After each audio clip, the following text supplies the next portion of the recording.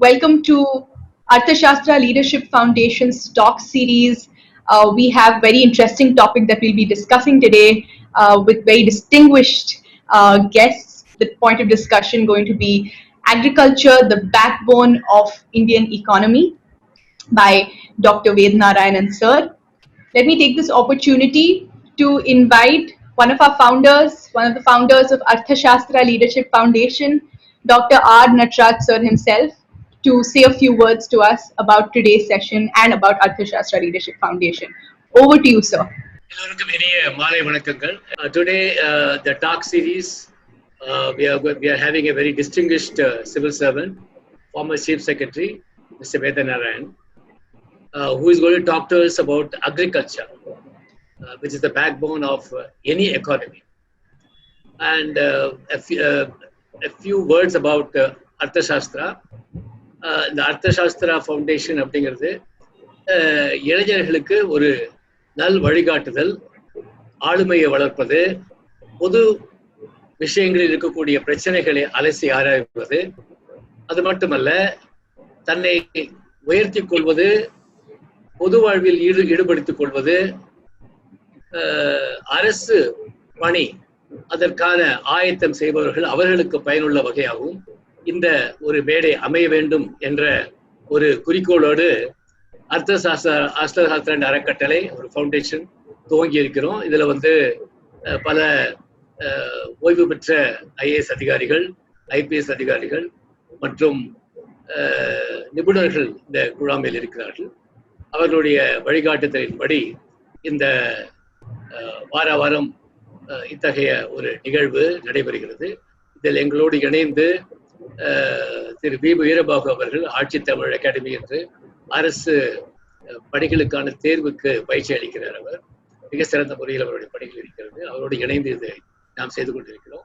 இன்னைக்கு இன்னொரு முக்கியமான ஒரு விஷயம் என்னன்னா, தமிழ்நாட்டில இருந்து சுமார் 50 தேர்வர்கள் அவர்கள் சமீபத்தில் வெளியான சிவில் சர்வீஸ் அந்த ஐஏஎஸ் தேர்வில் தேர்ச்சி பெற்று உள்ளவர்கள் தமிழகத்தில் ஒரு 50 பேர் என்ற ஒரு செய்தி வந்திருக்கிறது. அதுல முக்கியமாக திரு சுதன் ஜெய் என்ற ஒரு இளைஞர், 23 வயதான அவர் 75வது ரேங்க் பெற்று நிச்சயமாக ஐஏஎஸ் பணி கிடைக்கும் என்ற ஒரு நிலையில் அவர் இருக்கிறார். அவர் இந்த மாலை நிகழ்ச்சியில் நம்மோடு இணைய இருக்கிறார். 2வது கட்டமாக அவரிடமிருந்து நாம் நல்ல தகவல்களை பெறுவோம். இவர் எவ்வாறு பயிற்சியை மேற்கொண்டார், எவ்வாறு அந்த வெற்றி கொடியை நாட்டினார் என்பது இங்கு இணைந்திருக்கிற தேர்வுகளுக்கும் மிக உபயோகமாக இருக்கும்.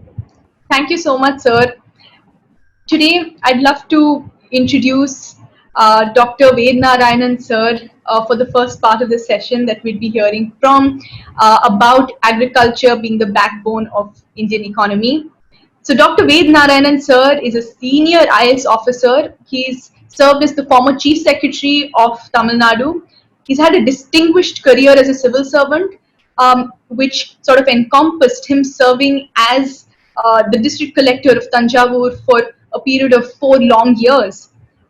Sir has developed an expertise in the field of agriculture over several years now, several decades I would say, and post-retirement, sir has held various involvement activities, and he's involved himself very actively in a lot of community development activities. Sir is also the advisor to the government of Tamil Nadu on agriculture. Sir, you're an inspiration to all of us, and at this age, almost close to 90, for us to hear from you on this particular topic, we are very thankful and we are extremely lucky.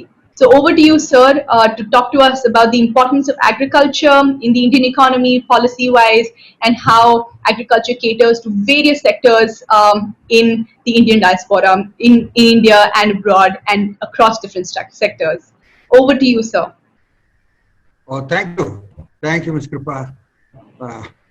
Your words are quite encouraging and is a good start for the 74th Independence Day. The purpose, the entire purpose and activity of all our economic activities is to betterment of humanity, especially for those people with whom we are in India. எல்லோரும் இன்புற்றிருக்கவே அன்றி வேறொன்றும் அறியே பரா survey ஜனா சுகினோ பவந்து. Everyone should be happy and everyone should be contented. That is the motive of the entire exercise of getting each other in a team like India. I am very happy that your organization, Arthashastra, is really doing a very good service to the younger community especially, but they want to come up in life. And you said, I have got a long years of service in agriculture and allied. Yes, nearly 25 years, though I am an IAS from the point of view, I should be rolling different departments, different responsibilities. Fortune had it that I was associated for more than 2.5 decades with agriculture. Now, from the point of view, you said, I'm very happy that agriculture is the backbone. Madam, can I slightly alter it? It is not merely a backbone. Agriculture is the heart of India. Agriculture is the heart and soul of the developing country, dynamic country like India. And when we say that, we mean that every rupee which we are spending and every scheme which we are formulating should have an influence on human being development. More number of villages are there in the country than in any other country. We are full of villages and semi-towns, etc. Now, from the point of view, we had to work hard. மிகவும் அதிகமாக உழைப்பு இப்பொழுது தேவைப்படுகிறது.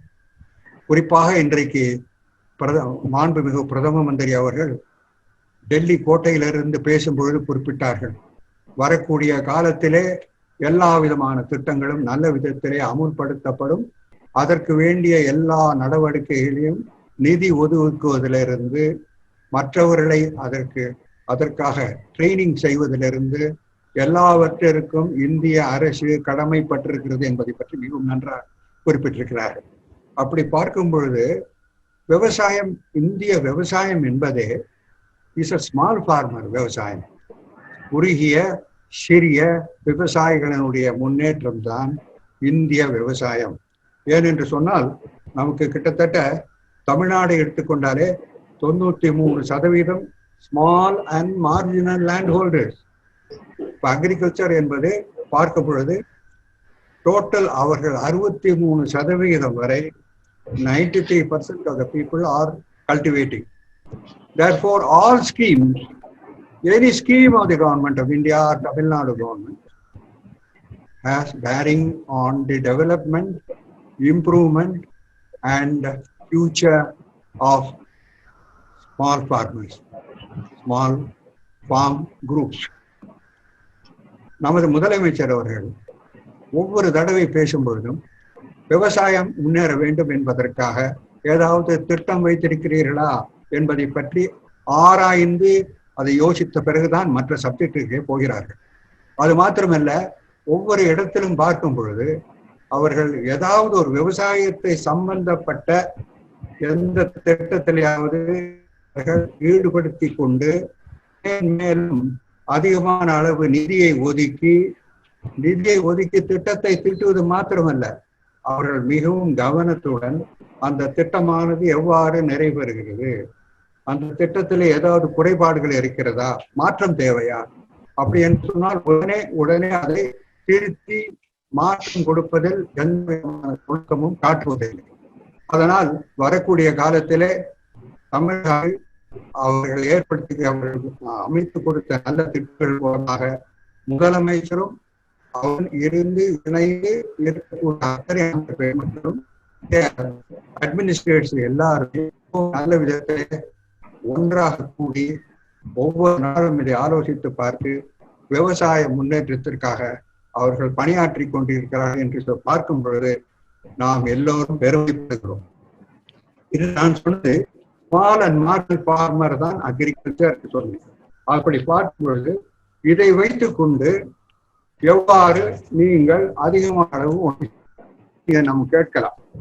அப்படி பார்க்கும் பொழுது நமக்கு தமிழ்நாடை எடுத்துக்கொண்டால் நமக்கு 2015-16 இருந்து இன்றைய வரை கணக்கிட்டு பார்த்தால் நமக்கு 2015-16 நாம் மொத்தமாக ஃபுட் கிரெயின்ஸ் உற்பத்தி செய்தது 113 லட்சம் டன்.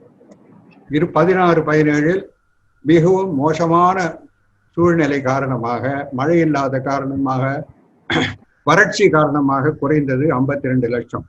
ஆனால் 17-18 விவசாய பெருமக்கள் அதை நல்ல விதத்திலே எடுத்து மீண்டும் அதை மழை பெய்தவுடன், காலம் நல்ல விதத்திலே அமைந்தவுடன் அவர்கள் உற்பத்தி செய்தது 107 லட்சம் டன்கள்.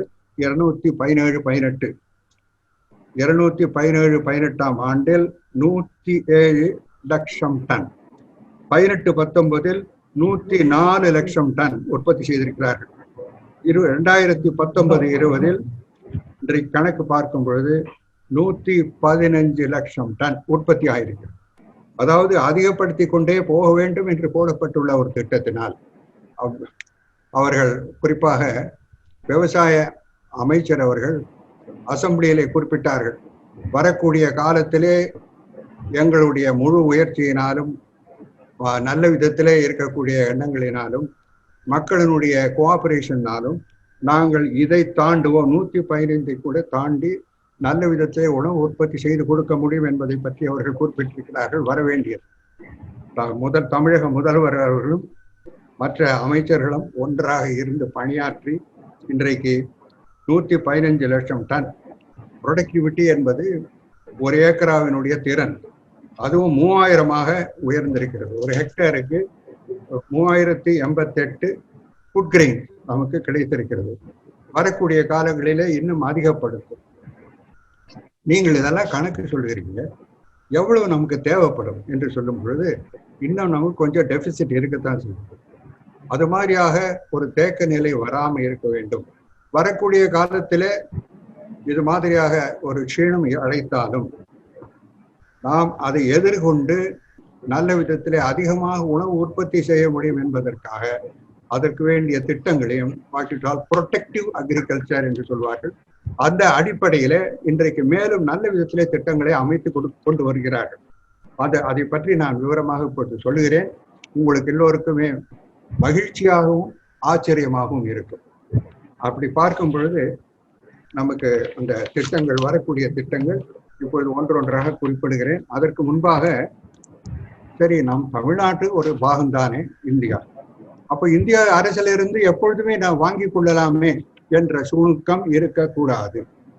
இன்றைக்கு இருக்கக்கூடிய பல விதத்திலும் நமக்கு டெபிசிட் இருப்பது, நெல் இல்லை, ஆனால் நமக்கு பல்சஸ் என்று சொல்லக்கூடிய பருப்பு வகைகளிலே கொஞ்சம் டெபிசிட் இருக்கிறது. அதை ஈடுபடுத்துவதற்கு வேண்டிய திட்டங்களை இன்றைக்கு தமிழ்நாடு அக்ரிகல்ச்சரல் யூனிவர்சிட்டி, இந்த டிபார்ட்மெண்ட்டும் ஒன்றாக சேர்ந்து இணைந்து நல்ல விதமான ஒரு ப்ரோக்ரெசிவ் திட்டங்களை இப்பொழுது அமுல்படுத்தி கொண்டு வருகிறார்கள். அது நல்ல விதத்திலே அமையப்பெற்று வளர்ச்சியாக இருக்கும் என்பதிலே சொந்தமில்லை. ஆல் இண்டியா ஈடுக்கு ஃபிகரை பார்க்கும் பொழுது 2013-14 263 மில்லியன் டன் நாம் உற்பத்தி செய்தோம். 14-15 252 மில்லியன் டன். அதே மாதிரி 2015-16 ஃபுட் கிரெயின்ஸ் மாத்திரம் 2553 மில்லியன் டன், 251 மில்லியன் டன்ஸ். அதே மாதிரி 16-17 போது 275 மில்லியன் டன். 217-18 குறித்துக் கொள்ளுங்கள், 217-18 285 மில்லியன் டன்னாக உற்பத்தி செய்ய அதிகரித்திருக்கிறோம். 75 10 மில்லியன் டன்ஸ் அதிகப்படுத்தி 17-18 285 மில்லியன் டன். 18-19 அது 284.90, அதாவது கிட்டத்தட்ட 255 மில்லியன் டன் உற்பத்தி ஆகியிருக்கிறது.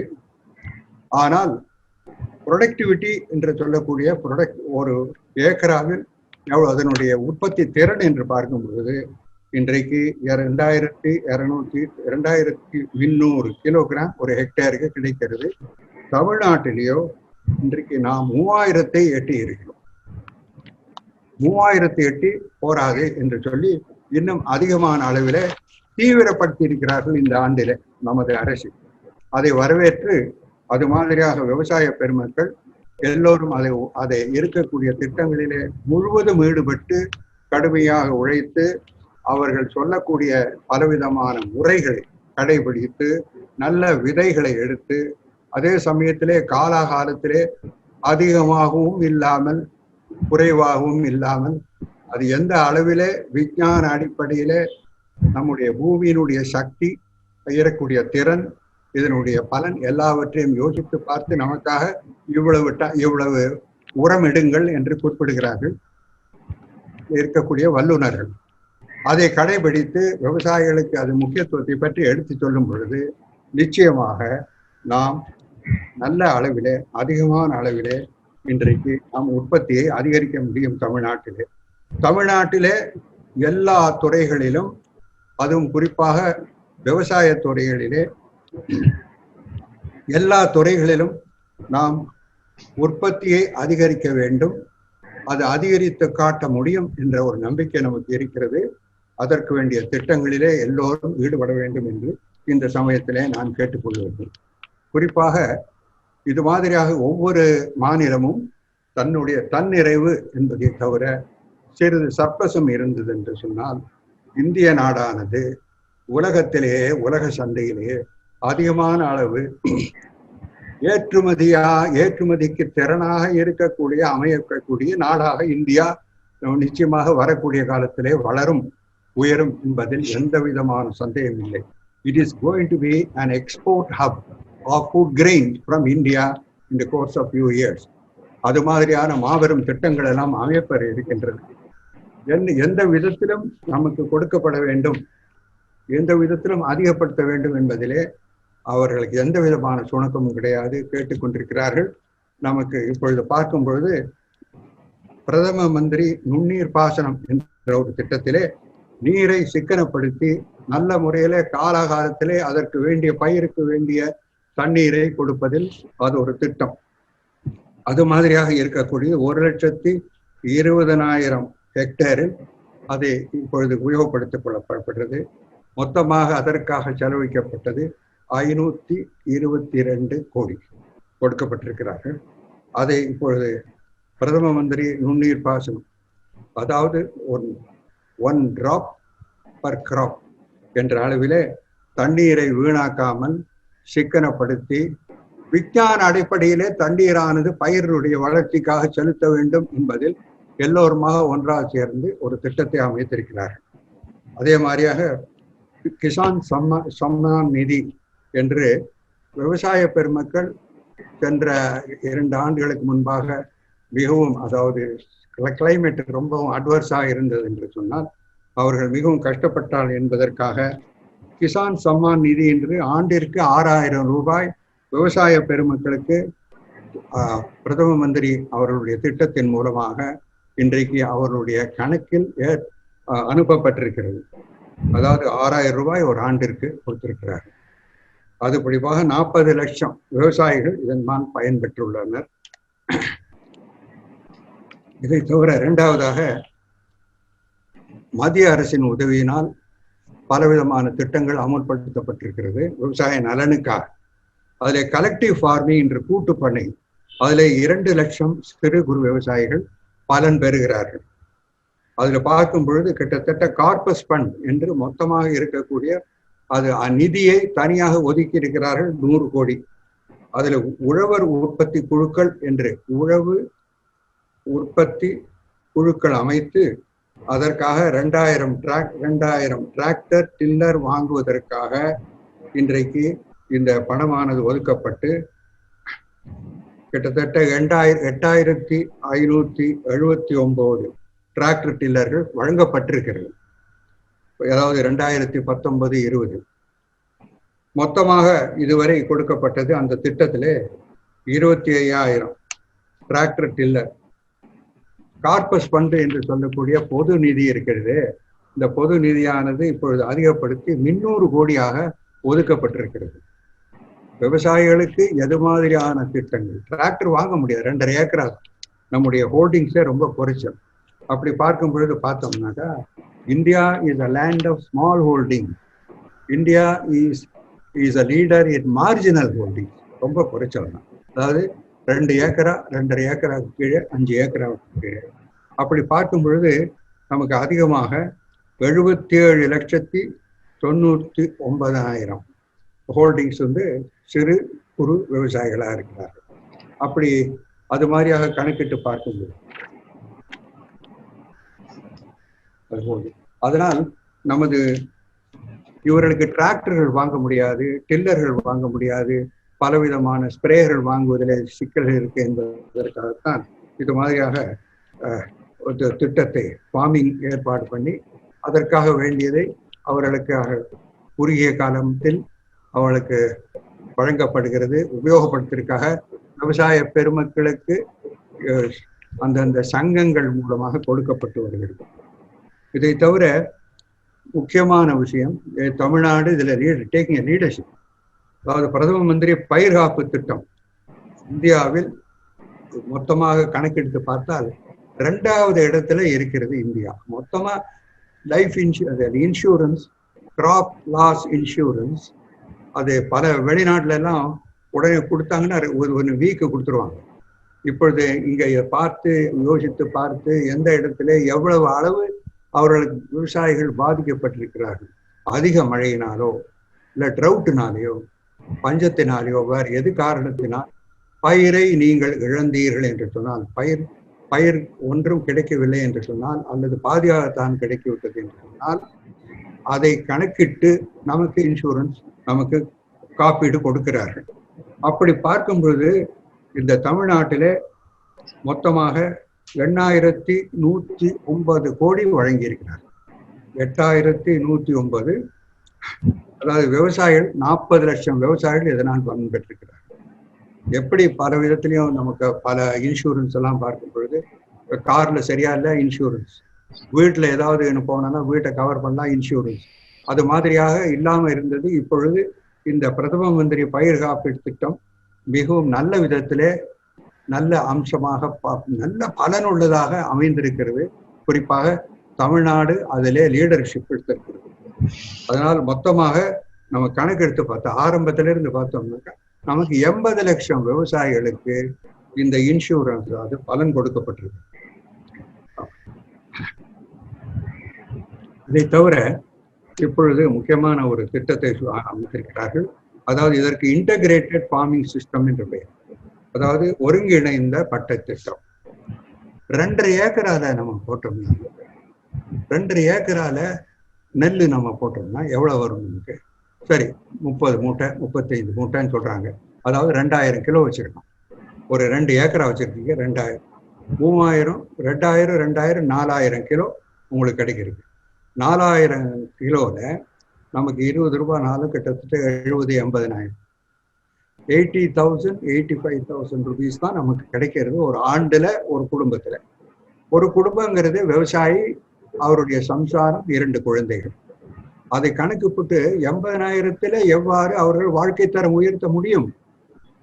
பிரதம மந்திரியே நமது முதலமைச்சரும் அதை பற்றி சொல்லிக்கொண்டே இருக்கிறார்கள். வாழ்க்கை தரம் உயர வேண்டும், நல்ல வாழ்க்கை வாழ்வதற்கு அவர்களுக்கு வேண்டிய திட்டங்கள் அமைக்க வேண்டும் என்பதை வெறு தீவிரமாக இருக்கிறார்கள். அதுவும் அசம்பிளி ஸ்பீச்சஸ் எல்லாம் பார்க்கும்போது we are amazed the way in which it is being presented. We are very happy. அதனால விவசாயிகள் நம்ம விட்டுட்டு போலாமாங்கிறது விட்டுட்டு வேற என்ன செய்யலாங்கிறது இன்டகிரேட்டட் ஃபார்ம். அதாவது 2 மாடு வாங்கி 4 மாடு வாங்கி கொடுக்கணும்.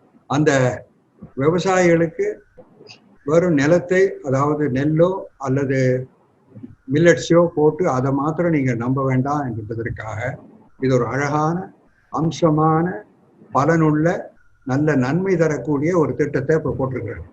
அது மாதிரியான திட்டத்துல விவசாயிகளுக்கு 50 ஆடுகள் அல்லது கோழிகள், அது எது வேண்டுமோ அதை கணக்கிட்டு அவர்களுக்கு இதை வழங்குகிறார்கள்.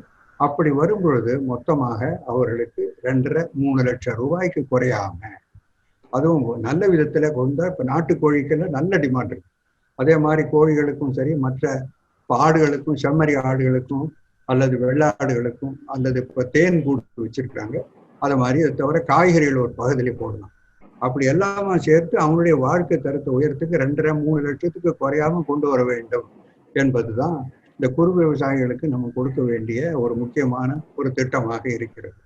அதற்கு வேண்டிய எல்லா விதமான உதவிகளையும் கொடுப்பதற்காக ஆண்டுதோறும் அவர்கள் நிதி ஒதுக்கீடை அதிகரித்து கொண்டே வருகிறார்கள். அதை நாம் வரவேற்க வேண்டும். அவர்களுக்கு குறிப்பாக அதை எடுத்து பார்த்து எதை எவ்வாறு செய்ய வேண்டும், எது மாதிரியான கால்நடைகளை அவர்களுக்கு கொடுக்க வேண்டும். இப்பொழுது ஆர்கானிக் அக்ரிகல்ச்சர் வரும் பொழுது மாடினுடைய ஒவ்வொரு பாகமும் லாபகரமாக இருக்கிறது. சாணகமானாலும் சரி, அதற்கு இப்பொழுது இருக்கக்கூடிய லிட்டர் கவு யூரின் அதை லிட்டராக விற்று கொண்டிருக்கிறார்கள் விவசாயிகள். ஒரு லிட்டர் 20 ரூபாய், 25 ரூபாய், 30 ரூபாய், இதையெல்லாம் சேர்த்து வைத்திருக்கிறார்கள். கிராமம் கிளீனாக இருப்பது விவசாயினுடைய குடும்பம் நல்ல விதத்தில் அமையும் என்பதை தவிர அவர்களுக்கு வேண்டிய உதவி கிடைக்கிறது. இதை தவிர நான் முன்னால் குறிப்பிட்டது போல பிரதம மந்திரி அவர்கள் கொடுக்கக்கூடிய பணம், இதையும் சேமித்து வைத்து அவர்களுக்கு வேண்டிய உபகரண விவசாய தொழிலுடன் இணைந்த மற்ற இதையும் விவசாயத்துடன் இணைந்திருக்கக்கூடிய தொழிலையும் அவர்கள் ஈடுபட்டார்கள் என்று சொன்னால் அவர்களுக்கு நல்ல விதத்திலே குடும்பத்தை நடத்த முடியும், குழந்தைகளை படிக்க வைக்க முடியும், குழந்தைகளை கௌரவித்துக் கொள்ள முடியும். குடும்பமே நல்ல விதத்திலே இருக்க வேண்டும் என்பதற்காக இன்றைக்கு 15ஆம் தேதி ஆகஸ்ட் அன்றைக்கு பேசும்போது குறிப்பிட்டார்கள் பிரதம மந்திரி அவர்கள். இப்பொழுது health all comprehensive health scheme தயார் செய்து கொண்டிருக்கிறார்கள். அதுபடி பார்க்கும் பொழுது எல்லா விவசாயிகளும் அதிலே கவர் பண்ண முடியும். அப்படி வரும் பொழுது அவர்களுக்கு இன்கமும் சரி, மற்ற பாதுகாப்பும் சரி கொடுப்பதற்குள்ள அமைப்பு இருக்கிறது. வரக்கூடிய காலத்திலே அது பெருகும், வளரும், உயரும் என்பதிலே எந்த விதமான சந்தேகமும் கிடையாது. அதனால் விவசாயம் இதே மாதிரியாக ட்ரைலேண்ட் கல்டிவேஷனுக்காக ஒரு திட்டம் இருக்கிறது. அதாவது புஞ்சக்காடு அவர்களுக்கு 6 மாசம் 7 மாசம் தண்ணி வராது. அதனால பூமியானது ரொம்ப கெட்டியாகி ரொம்ப ஹாட்டா நல்ல விதத்துல சூடாக இருக்குது. அதை எப்படி கொண்டு வரணுங்கிறதுக்காக உலர்த்துக்காக சம்மர்ல உழுது அதை பலன் பெறணுங்கிறதுக்காக ஒரு திட்டத்தை கொண்டு வந்திருக்கிறாங்க. அதுபடி பார்க்கும் பொழுது நமக்கு 2019-20 230 கோடி ரூபாய் ஒதுக்கப்பட்டு அது செலவிடப்பட்டிருக்கிறது. அதனால் அதை தவிர குளங்கள், குட்டைகள், தடுப்பு அணைகள், நீர் சேமிப்பு திட்டங்கள் இவைகளெல்லாம் கூட இப்பொழுது அமைத்திருக்கிறார்கள்.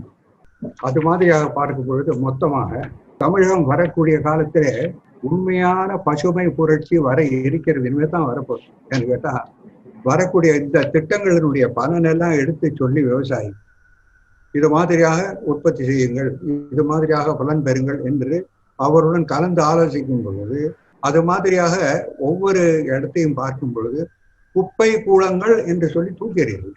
குப்பை கூளங்களை எடுத்து அதை சரியான விதத்திலே பக்குவப்படுத்தி அதை மீண்டும் நிலத்திற்கு அனுப்பும் பொழுது நிலமும் வளப்படுகிறது. அதிகமான அளவு நமக்கு ரிட்டர்ன்ஸ் என்று சொல்லக்கூடிய அதிகமான உற்பத்தியும் அதிகப்படுகிறது.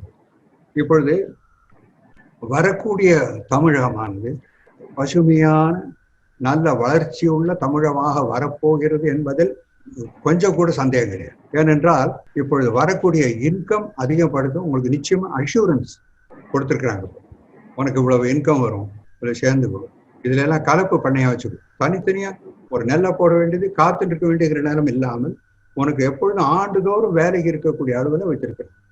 இதை தவிர உனக்கு நியூட்ரிஷன் பேஸ் தான் ஆகணும். அதாவது உடம்புல இருக்கக்கூடிய சத்துக்கள் எல்லாம் அதிகரிக்கணுங்கிறதுக்காக இப்பொழுது பப்பையாவோ, கொய்யாவோ அல்லது நெல்லிக்காயோ இதையெல்லாம் எடுத்து நீங்கள் உபயோகப்படுத்த வேண்டும் என்பதை பற்றியும் எடுத்து சொல்லுவோம். அப்படியெல்லாம் பார்க்கும்போது கீரை இல்லாமல் சாப்பிடாதீர்கள். கீரை தான் நமக்கு வேண்டிய உணவு, அடிப்படையான ஹெல்த்துக்குள்ள பேஸ். அதனால் ஒவ்வொருவர் வீட்டிலும் கொடுக்க வேண்டும் ஒரு திட்டம். அப்படி பார்க்கும்போது இப்போ கிரீன் இப்போ பேக்கெட்ஸ் எல்லாம் நகரத்திலேயே கொடுக்குறாங்க. இப்போ ஹார்டிகல்ச்சர் டிபார்ட்மெண்ட்ல they are distributing packets for every house எடுத்துங்க. தேர்ஃபோர் அது மாதிரி பார்க்கும் பொழுது நாம விவசாயத்துக்கு இணைக்கணும். விவசாயம் அடைஞ்சு வரப்போகுது. இரிகேஷன் நமக்கு இருக்கக்கூடியது வாட்டர் சோர்சஸ்ங்கிறது நல்ல விதத்துல அமைஞ்சிருக்கு. செழுமையான அமைப்பு, அதுவும் குறிப்பா தமிழ்நாட்டில் இருக்கக்கூடிய நிலவளம் எந்த பகுதியிலும் கிடையாது. ஏனென்றால் நமக்கு இருக்கக்கூடிய வாய்க்கால் 2200 டியூப்வெல்ங்கிறது குழாய் கிணறு 33 லட்சத்தி கிட்டத்தட்ட 4 லட்சம் இருக்கு டியூப்வெல். அதே மாதிரி நமக்கு ஓப்பன் வெல் கிணறானது 11 லட்சம், ரிசர்வாயர் 81 இருக்கு, 41,000 42,000 குளங்கள்லாம் இருக்கு. இந்த குளங்கள் எல்லாம் புனருத்தாரணம் செய்வதற்காக திட்டங்கள் அமைச்சு தினம் முதலமைச்சரும் மற்ற அமைச்சர்களும் இதை பார்வையிட்டுக்கிட்டே இருக்காங்க, இருக்காங்க. வரக்கூடிய காலம் நல்ல விதத்திலே இருக்க போறது என்பதில் எந்த விதமான சந்தேகம் இருக்க போறது என்று. அப்படி அந்த மாதிரியாக வரும் பொழுது இன்னும் அதிகமான அளவு உலக அளவிலே இந்தியா தமிழ்நாடானது உயர்த்தப்பட வேண்டும் என்று சொன்னால் முக்கியமாக சில இது செய்ய வேண்டும். அதாவது குறிப்பாக நமக்கு இண்டிவிஜுவல் ஃபார்ம் பிளான் தேவைப்படும். அதாவது ஒவ்வொரு விவசாயத்துக்கும் ஒரு எடுத்துக்கொண்டால் உனக்கு இவ்வளவு நிலம் இருக்கிறது, தரம் இருக்கிறது, இதையெல்லாம் நீ செய்யலாம். இவ்வாறு நெல்லு என்று போடாமல் நெல்லுக்கு அப்புறம் உளுந்துக்கு அப்புறம் காய்கறி என்று போடும் பொழுது உன்னுடைய இன்கம் ஆனது இவ்வளவு இன்க்ரீஸ் பண்ணணும்னு ஒரு திட்டம். அது அந்த ஃபார்ம் பிளான் 10 பேரை உட்காந்து வச்சுட்டு அவங்களுக்கு ஃபார்ம் பிளான் ப்ரிப்பேர் பண்ணணும். அப்படி ஃபார்ம் பிளான் ப்ரிப்பேர் பண்ணினா அவன் சொல்லுவான், கடைசியில் பார்த்தா எனக்கு 4 லட்சம் 5 லட்சம் வரப்போகுதுன்னா அந்த பிளானை எடுத்துக்கிட்டு 100 பேரை சேர்ந்துட்டு நம்ம சொசைட்டிலேயோ பேங்க்லேயோ போய் அதை கொடுத்து, அதுவும் இப்போ கவர்மெண்ட் ஆஃப் இந்தியாவில் சொல்றாங்க, பேங்க்ல விவசாயத்துக்கு எவ்வளவு கொடுத்த, ஏன் டெபிசிட்ங்கிற மாதிரி ரிவ்யூ பண்ண ஆரம்பிச்சிருக்காங்க. அப்படி வரும்பொழுது எனக்கு இந்த திட்டம் இந்த கிராமத்துல இருந்து 100 ஃபார்ம் பிளான் கொடுத்துருக்கோம்னு சொன்னா 100 சாங்ஷன் ஆகணும். அது மாதிரியான அளவு வரும்பொழுது எல்லாருடைய தரமும் உயர்கிறது. எந்த விதத்திலையும் ஓடி போறாங்க. ஒரு வீடு எடுத்துட்டோம்னா ஒரு பையன் துபாயில இருக்கான், இன்னொரு பையன் சூரத்துக்கு போயிருக்கான், இன்னொரு பையன் அப்படிங்கிறத விட்டுட்டு படித்தவர்கள் திரும்புவதற்கான காலம் வர இருக்கிறது. வீட்டுல ஒரு குடும்பத்துல ஒருத்தராவது திரும்பி வந்துருவாங்க. அது ஏன்னா மாடர்ன் டெக்னாலஜி பூரா அந்த ஃபெசிலிட்டிஸ் நாங்க நீ பாக்குறதுல இந்த ஃபெசிலிட்டிஸ் எல்லாம் கிராமத்துல சுங்குவார்பட்டியில இருந்ததுன்னா ஏன் அவன் போகணும்? அது மாதிரியாக இருக்கக்கூடிய அளவு திரும்பி பேக் டு வில்லேஜஸ் சொல்ல ஒரு அமைப்பு வரணும். இது டெக்னாலஜி உலகத்தில் இருக்கக்கூடிய முன்னேற்றமான டெக்னாலஜி பூரா இந்த கிராமத்துல கொண்டு வருவதற்குள்ள ஒரு வாய்ப்பு இருக்கிறது. Techno revolution is knocking at your doors. So அதை விவசாய குழந்தைகளுக்கு நம்ம எடுத்துட்டு சொல்லணும்.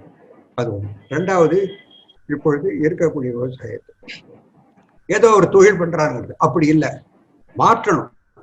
ப்ரொடக்டிவிட்டி கவுன்சிலுங்கிறது ஏற்பாடு பண்ணி தமிழகத்துல அந்த ப்ரொடக்டிவிட்டி கவுன்சிலுங்கிறது தமிழ்நாட்டில் இருக்கக்கூடிய முக்கியமான அதிகமா நல்ல விதத்துல படிச்சு எக்ஸ்பீரியன்ஸா இருக்கக்கூடிய எக்ஸ்பர்ட்ஸ் எல்லாம் மெம்பர்ஸ். இதை தவிர விவசாயிகளும் மெம்பர்ஸ். இந்த கவுன்சில் எந்த இடத்துல டாக்டர் நடராஜன் சொல்றாரு, எனக்கு ஒரு 10 ஏக்கராத நெல்லிக்காய் போட முடியுமா அப்படின்னு. யார்கிட்ட போய் கேட்பாரு? முனிசிபா கேட்க, கிராமத்து வேற விவசாயம் வேற அதிக கேட்கும். அதை எடுத்து பார்த்து நிலத்தை பார்த்து அவருக்கு வேணுங்கிறத நம்ம ஒதுக்கணும். இப்ப நான் ஒரு டயர் கடை வைக்கிறேன் வச்சுக்கோங்க, எக்ஸ்பர்ட் தானே போய் கேட்கிறேன். ஒரு டெலிபோன் கடை வைக்க வேண்டும்னா ஒரு எக்ஸ்பர்ட் தான் கன்சல்ட் பண்றேன். ஒரு டாக்டர் போனாலும் எக்ஸ்பர்ட். அவன் விவசாயத்துக்கு மாத்திரம் ஏன் எக்ஸ்பர்ட் வேணும்? அது மாதிரி எடுத்து எக்ஸ்பர்ட் அட்வைஸ் கேட்கறதுக்காக ஒரு கவுன்சில் வேணும்.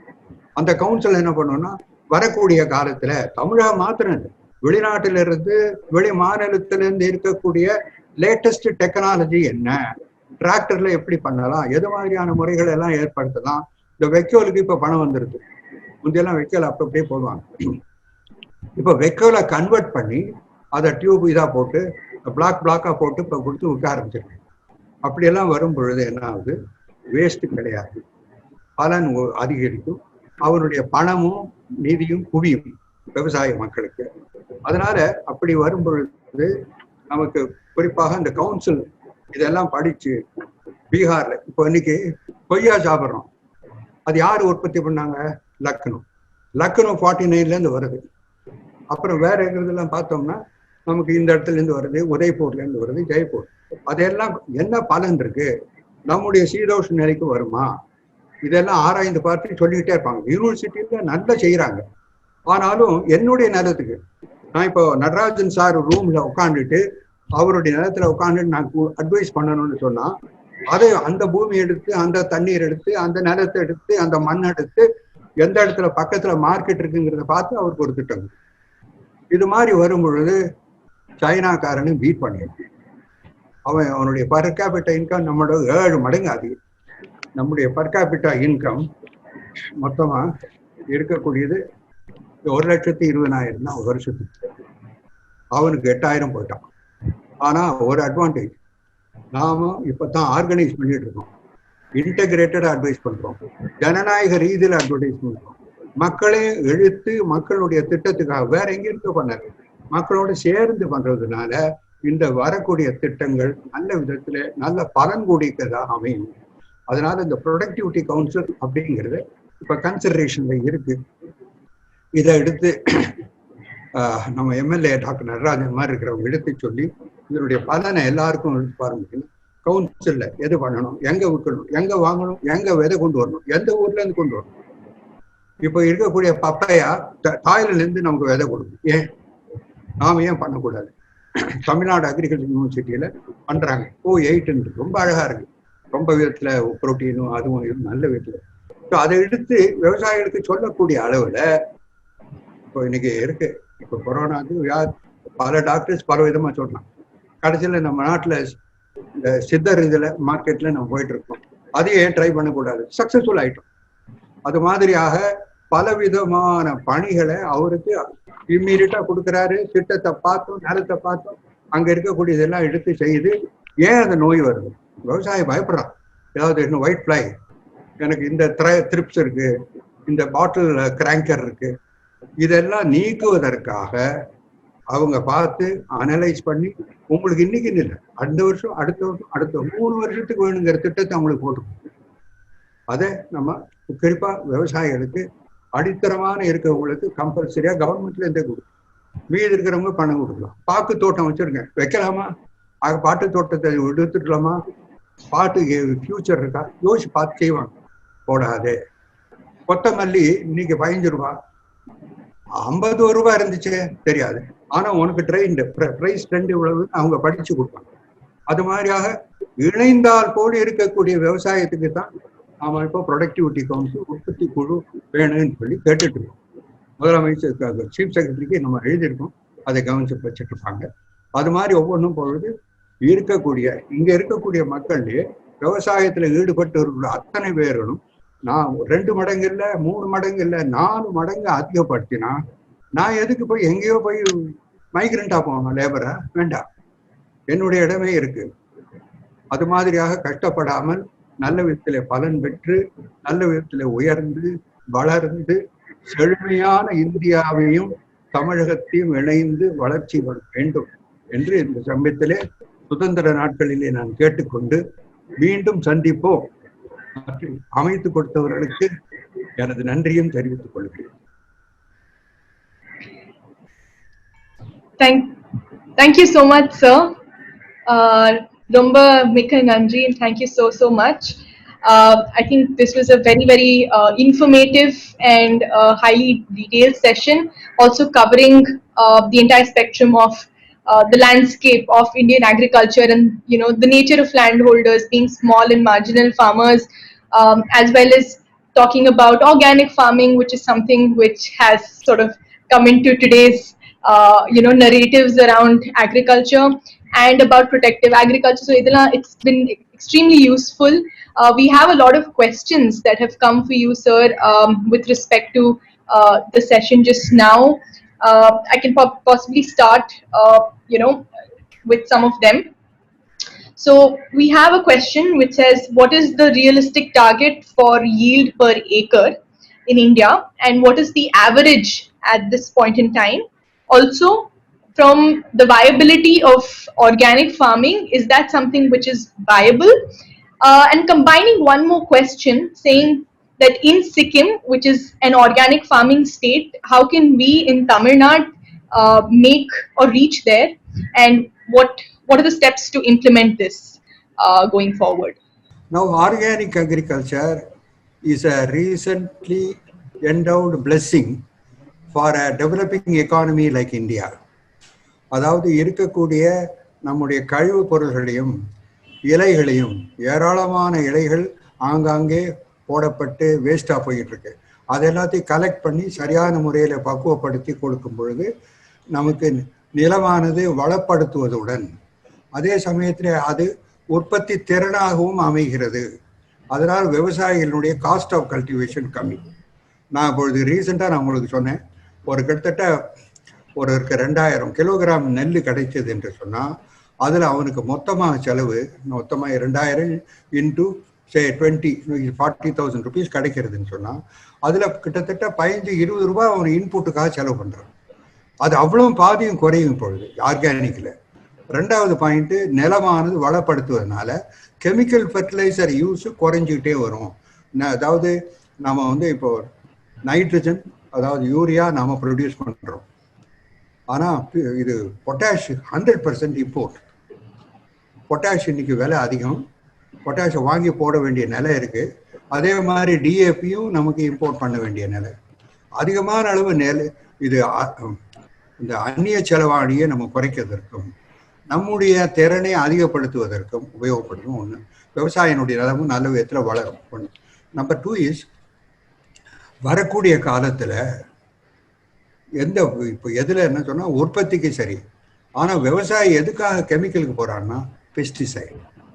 அந்த பெஸ்டிசைடில் இப்போ பூச்சியை அடிக்கிறதுல எத்தனையோ இன்டர்நேஷ்னல் கம்பெனிஸ் எல்லாம் thousands of crores செலவழித்து கம்பெனி வச்சுருக்கிறாங்க. whether it is Roger and these things etc. Monocrotophos போட்டு கொள்ளணும். இப்போ அது பெரிய இஷ்யூ வந்துட்டு இருக்கு இப்போ. ஆனால் விவசாயி என்ன கேட்குறான், நான் எல்லா விதத்தில் பலன் வந்துட்டு இருக்கு. இப்போ இதை எடுத்துட்டிங்கன்னா கோதுமையோ அரிசியோ நல்ல விதத்தில் வருது, திடீர்னு ஒரு பூச்சி வருது, பதில் இல்லை. இப்போ சமீபத்தில் ஒரு இதுன்னா ஹைபிரிட் மெய்ஸ் இருப்பாருங்க, அது நல்ல விதத்தில் எங்கே பார்த்தாலும் பரவிட்டு இருக்கு. அது கோழிக்கு தீனமாகவும் நம்முடைய இதுக்கு உபயோகத்துக்கும் ஹைபிரிட் மெய்ஸ் யூஸ் பண்ணிட்டு இருக்காங்க. அப்படி வரும்பொழுது போன வருஷம் என்ன ஆச்சுன்னா அதில் ஆமி வேர்ம் அப்படின்னு சொல்லி அமெரிக்காவிலேருந்து எவ்வளோ நல்லது வருது, இதுவும் வந்துட்டு கெட்டதும். அதாவது ஆமி வேர்ம்ங்கிறது is imported from the United States. இது என்ன ஆகி போச்சு, இந்த தூத்துக்குடி, திருநெல்வேலி அந்த சைடில் பூரா போய் ராமநாதம் வரைக்கும் போய் அது நிர்மூலமாக்கிடுது பயிரை. கண்ணுக்கு முன்னாடி என்ன மருந்து போட்டாலும் முடியல. இப்போ அதுக்கு வேணுங்கிற பெஸ்டிசைடு வேணும்னு சொன்னால் அது எப்படிங்கிறது இப்போ Tamil Nadu agriculture university is doing a very good work with regard to finding out alternative things. But இருந்தாலும் அவன் என்ன சொல்கிறான், விவசாயி இப்போ பாரு ஏதாவது ஒரு மருந்து கொடு நான் போட்டு அடிக்கணும்னு சொல்லி அதிகமான விலை கொடுத்தாலும் வாங்கி போடுறான். அதனால இப்போ என்ன பண்ணணும்னா ஆர்கானிக்கலாக என்னெல்லாம் செய்யணுங்கிற ஒரு பெரிய இன்டர்நேஷ்னல் ஒரு ஸ்டேஷன் வச்சு, இப்போ நமக்கு நெல் அதிகப்படுத்தணும்னா இன்டர்நேஷ்னல் ரைஸ் ஸ்டேஷன் மணிலார் இருக்கு. அது மாதிரியாக ஆர்கானிக்கு பெரிய அளவில் ஒரு ஸ்தாபனம் வச்சு இந்தியாவில், தமிழகத்துலேயும் சரி வேற எங்கேயும் சரி, இது மாதிரியான பூச்சிகள் வருங்கிறது முன்னாலே கண்டுபிடிச்சு அதுக்கு வேணுங்கிறது எது கவுண்டராக செய்யணுங்கிறது. இப்போ என்ன சொல்கிறான், இந்த வேப்பம்பூ இருக்கு பாருங்க, வேப்பம் எண்ணெய், வேப்பம் இலை, வேப்பன் பவுடர், இதெல்லாம் ஒரு பெரிய அமுத கரைசல். அது ரொம்ப பெரியது. ஆனால் அது எப்படி யூஸ் பண்ணுறது தெரியல. அதை தூக்கி படுத்து போடுறோன்னா அது அந்த பூச்சிகள்லாம் அதை ஒத்துக்கிறது இல்லை, அது பாட்டுக்கு இப்போ வளர்ந்துட்டு போகிறது. ஸோ அதை கண்ட்ரோல் பண்ணுறதுக்காக நம்ம ரிசர்ச்சுக்கு நிறைய அதிகமான அளவு கவர்மெண்ட் ஆஃப் இந்தியா ஒதுக்கி அக்ரோ ஆர்கானிக் ரிசர்ச் சென்டர் அப்படிங்கிறத பெரிய அளவில் வைக்கணும்னு நான் கேட்டுக்கிறேன் உங்கள் மூலமாக. அது வச்சா ஆர்கானிக்காக கொண்டு வர நமக்கு மரங்கள் எல்லாம் காப்பாற்றப்படும். மரங்கள் எல்லாம் என்ன பண்ணுவாங்கன்னா ஒவ்வொருத்தரும் புங்கன் மரம், அரச மரம் எல்லாத்தையுமே நல்ல விதத்தில் காப்பாற்றி அந்த இலைகளை எல்லாம் நமக்கு உபயோகப்படுத்துவாங்க. அதனால் nature is rotating, nature is giving you, you are taking, again it is giving. But அதை டிஸ்ட்ராய் பண்ணாமல் அதை வளர்த்து நீங்களே கொடுக்கும் பொழுது India will be an organic state. Prime minister நேற்றுக்கு என்ன சொன்னார், we are proud to announce Sikkim is the organic state of the country. 100%. அங்கே கெமிக்கல்லாம் கொண்டு போக முடியாது ஏதாவது. அது மாதிரி பல இது வரும் பொழுது இந்தியா உலகத்துக்கே ஒரு தீபமாக விடும். ஒரு what you call light house மாதிரி ஒரு வாட் எவர் தீபஸ்தம்பம் அது மாதிரி ஆகும். ஆர்கானிக் எது வேணுமோ இந்தியாவுக்கு வருவாங்க. ஏன்னா நம்மகிட்ட இருக்கக்கூடிய கிளைமேட் காட் கிவன். இதோ ஒரு இடத்துலையாவது பயிர் பண்ண முடியாதுன்னே கிடையாது. we have got a desert condition, அதுக்கு தகுந்த மாதிரி பயிர் இருக்கு. We have got rainfall, over rainfall, Manipur. இப்போ இன்னைக்கு போடக்கூடியது 4 மாசம் 5 மாசம் அஸ்ஸாமில் மழை பெஞ்சுக்கிட்டே இருக்கு, கேரளாவில் மழை பெஞ்சுக்கிட்டே இருக்கு. அதனால it's a god given country. India உலகத்துக்கு உலகத்துக்கு இந்தியா மூலமாக God has given a blessing. இந்தியாவை நல்ல விதத்தை வளர்த்து நல்ல உலகத்துக்கே உயிர் ஊட்டுதலும் அரிசி நல்ல உணவு கொடுப்பதிலையும் இந்தியாவானது முதற்கமாக இருக்கும் வரக்கூடிய காலத்திலே என்பதில் எந்த விதமான சந்தேகமும் வேண்டாம். இருந்துன்னு எடுத்துருங்க. Thank you, sir. Sir, in the organic farming pati pesache, I think one of the things that comes, to the discourse today is basically GM crops, genetically modified crops as well. I mean, this is one side, on the other side there is GM crops. So, Nina, what do you think the recent amendments to the Essential Commodities Act and the APMC Act can create private investments and in turn create a national food market? So, what are your thoughts, sir? And what is your advice and suggestion on this? GM crop is a past history as far as cotton is concerned, because cotton la romba vegama spread பண்ணிட்டாங்க. Now with regard to the brinjal, they are quoting West Bengal, that is Bangladesh is allowed. இது நாம கொடுக்கலனாக்கா விவசாயிகள்லாம் தனியா போய் கொண்டு வந்துருவாங்க.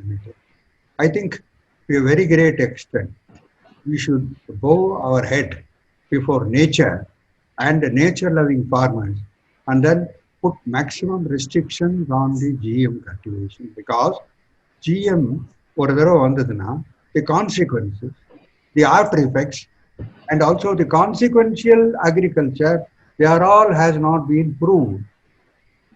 அது எதுமாயாக இருக்கும் GM? முருங்கைக்கால GM போட்டேன்னு சொல்லுங்க, அடுத்தாப்புல அது முருங்கைக்காய் எப்படி எந்த சைஸ்ல வரும், புடலங்காமத்து வருமா, பூஷிக்காய் தெரியாது, வளரக்கூடிய அளவுல எப்படி இருக்குங்கிறத கம்ப்ளீட்டா அனலைஸ் பண்றது. It is because India literacy rate இப்பதான் இன்க்ரீஸ் ஆயிட்டு, அந்த சமயத்துல நம்ம திடீர்னு அவசரமா ஒண்ணு பண்ணக்கூடாது. We had to study. Let there be a council by the World Food Organization. உலகத்திலே இருக்கக்கூடிய கமிட்டியை ஒன்று போட்டு let them detailed study பண்ணி crop wise and each pesticide wise படிச்சுட்டு, then that on scientific basis they can give conclusions to the Prime Minister of the each country. அதுக்கப்புறம் தான் decide பண்ணும். அதுக்கு முன்னால it is not advisable to rush with the introduction of GM for other crops. Cotton already is come. Cotton is not a food crop. Okay, but what about others? You and I are eating, have a lunch today. Tomorrow we are going to have lunch. And adula no GM solite எனக்கு something is going to be genetically going to affect me. Should I not question it? So that is what is being done. And I think World Council of Experts will have to be formed, and they have to study, and they have to present it and convince our parliament.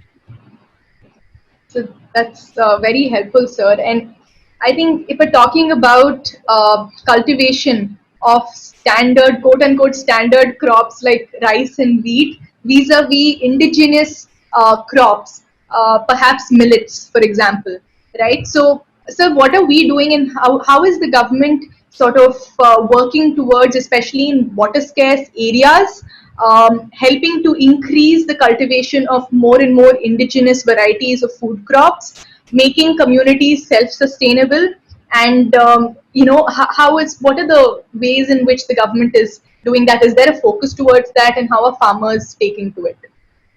Excellent question. It comes from an expert. The question has emanated from an expert.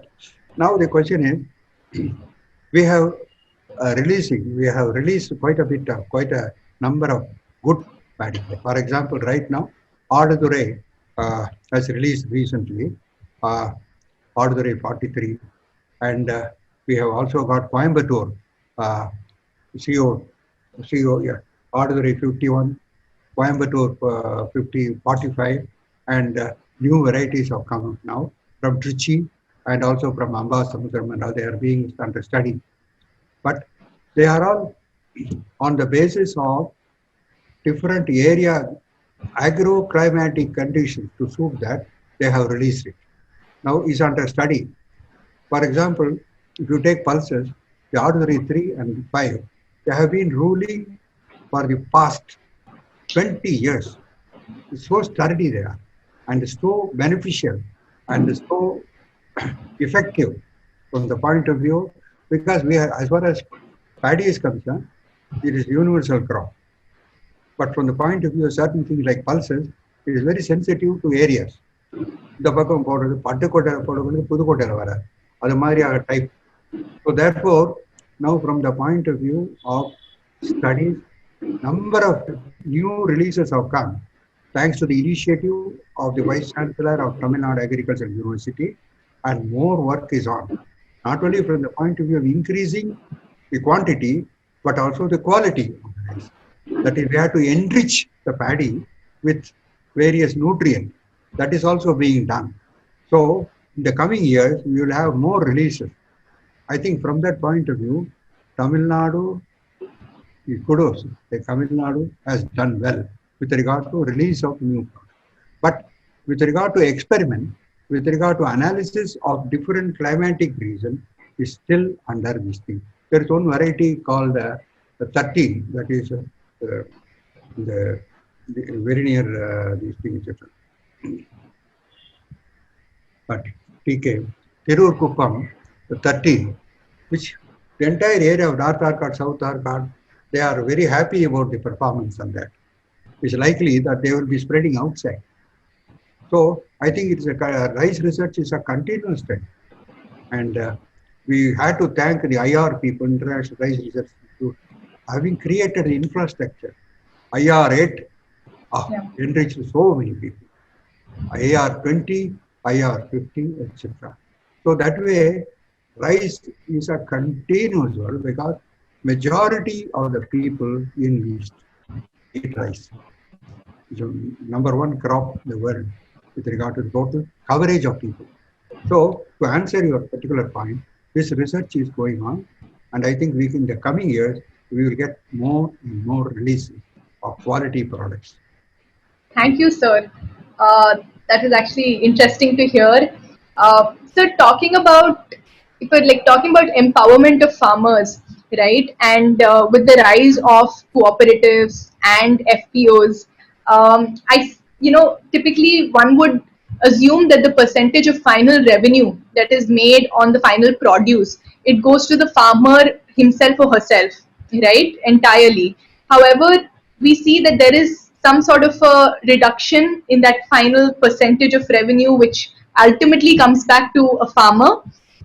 Is it because, and so what is the role of middlemen today in the agricultural, supply chain when it comes to final produce, and how are FPOs and cooperatives, what role do they have to play in curtailing the role of middlemen and empowering farmers? Very effective, fruitful, beneficial question. Now, FPOs have come in recently, and now we have in Tamil Nadu total number of FPOs. Total number.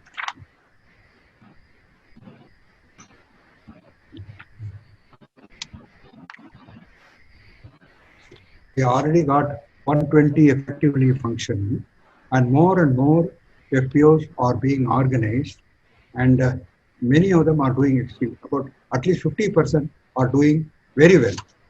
The point of view of announcing the price, that is a crucial thing for the farmer. Before harvesting, you would like to know what exactly the price. You and I listen to radio with regard to what is the price in Nagpur and Calcutta and all that. But the farmer is interested locally. Now, Tamil Nadu's thing, etc., that is the Udavan Saini, that is giving information updated. But more so, these FPOs will decide. Now, this is the price. But now I am very happy, Kripa, that slowly the trend is taking place where the farmers themselves decide about the price. You know, Goa's price. Today you had a Goa in the breakfast. You know who decides that? It is the farmers at that village. Very near Dindukal. They have a place called Aikudi. The Haikudi people, farmers, they decide today it will be 40 rupees a kg, 50 rupees. But no other middlemen can go and tamper with that. So that is why you find certain products uniform in price. Slowly it is coming in. But it is important that many of them go ahead, tell the farmer, I will give you, pay him 20% or 30%. And at the end of it, they deny him the rightful price. That is getting slowly should be eliminated. It is in the process.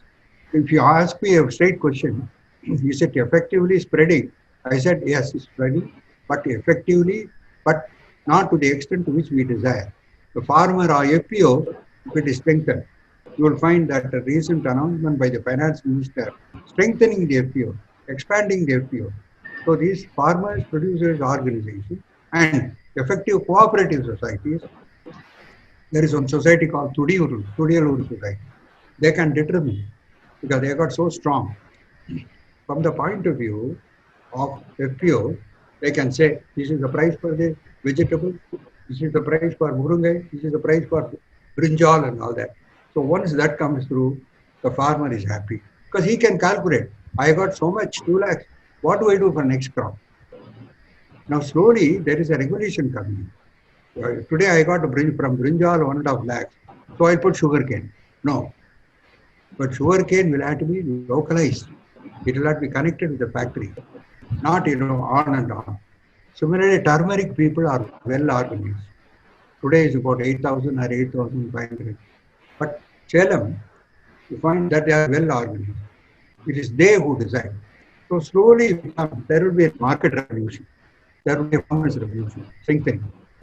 Where you and I will be very happy to be a farmer rather than go, though it's a air-conditioned room, go and sit and work for somebody in the United States. Why? I can go sit in my land, be happy, and whenever I feel, I drive down to the town and then have a good time, whatever you call it, a good time, seeing a movie or moving with the people, etc. Good hotel. But the point is, I get a full good oxygen in my lung, living life well, and you can think about it. A 3-acre wala, you can create a pool and then have a good splash. The tank, and you can't dream of it in 1,200, 1,400 square feet of a flat. What can you do? You are dependent upon others. But here, farmers' families need not get deserted in the towns, the concrete jungles. They can have good places, give them facilities. They themselves can create good life, good air, and away from corona. Sir, thank you so much. In fact, this was super helpful, and I think it seems very tempting, and can't wait to sort of don the hat of a farmer. I think a lot of us here, we want to sort of go and live that lifestyle. It's just amazing that we're heading towards that direction. So thank you so much for such a wonderful session, such an insightful session, full of learnings. And we have so many more questions, but I'm going to have to park the questions for now. We'll probably revert to you at a later point with all of these questions as well. But I'd like to thank you, sir, so much. And of course, in Tamil, விவசாயத்தை பற்றி மிக சிறப்பான கருத்துக்கள் நமக்கு sir மூலமாக கிடைத்தது. உள்ளமார்ந்த நன்றி. So, sir, thank you so much once again. And we're really glad to have you here. So wonderful. The thing comes from Anand. When I was mill commissioner, I spent about a week with Dr. Kurian at that time. Now he took me to a village, and where I spent about nearly 10 to 12 hours. The farmers inside, they're so happy because every day bring the milk and life. You just go to Rayapeta High Road, row about another morning, full of dirt, and come back, think you are in city life. But you got an opportunity, golden opportunity to live in rural areas. I'm thankful to you for giving me this opportunity to exchange views with a highly motivated person and organizer, Dr. Natarajan, Kripa Ravi, etc. Thanks a lot.